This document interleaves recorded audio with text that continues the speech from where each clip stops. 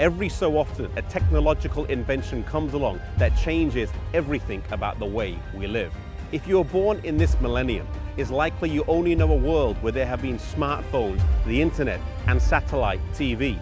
These things are as much a part of life today as putting our shoes on in the morning when we leave the house or eating breakfast first thing in the day. Those who are a little older though will remember a world where there was no social media, where the internet was very slow or non-existent, and the idea of taking a photograph on your mobile phone was mind-boggling. Video chat seemed way distant in the future, and yet today these things are considered normal and a part of life.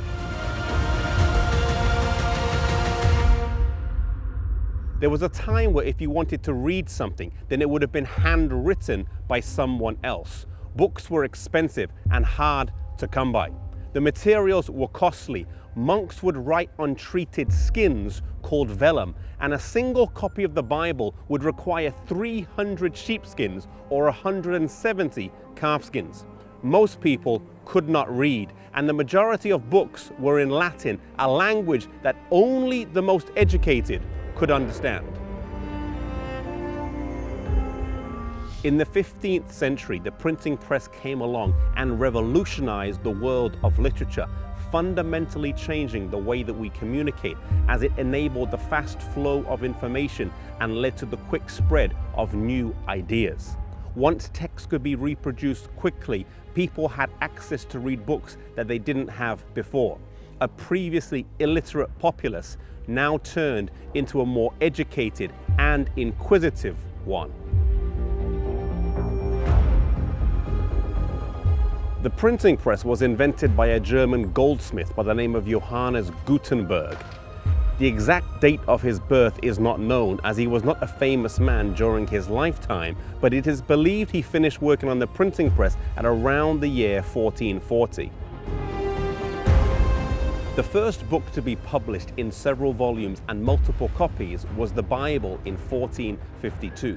The Gutenberg Bibles would prove to be immensely popular, with all 200 copies of them being sold before the copying was even complete. This was 65 years before Martin Luther published his 95 Theses, and while he was able to preach to only a relatively small number of people, the printed page would reach thousands of people in a short space of time and across national borders. With books being translated from Latin into other languages, people naturally began to ask, why was Mass still being conducted in Latin? People began to ask why church services were not conducted in the language that members of society, regardless of their wealth or education, could actually understand.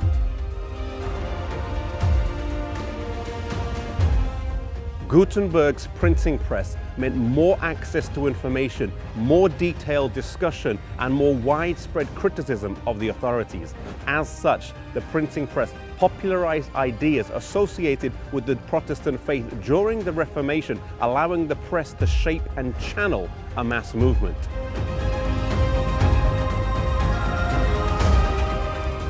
The printing press removed control of written material from the Catholic Church and made it difficult for the Church to inhibit the spread of ideas that they regarded as heretical. Had it not been for Gutenberg's invention, the news of Luther's revolutionary ideas would not have spread as quickly as they did. Today, God has given us technology that we can use to spread ideas very quickly. May we use the talents we have, the gifts we have, and the technology we have to spread the news of Jesus to the world today.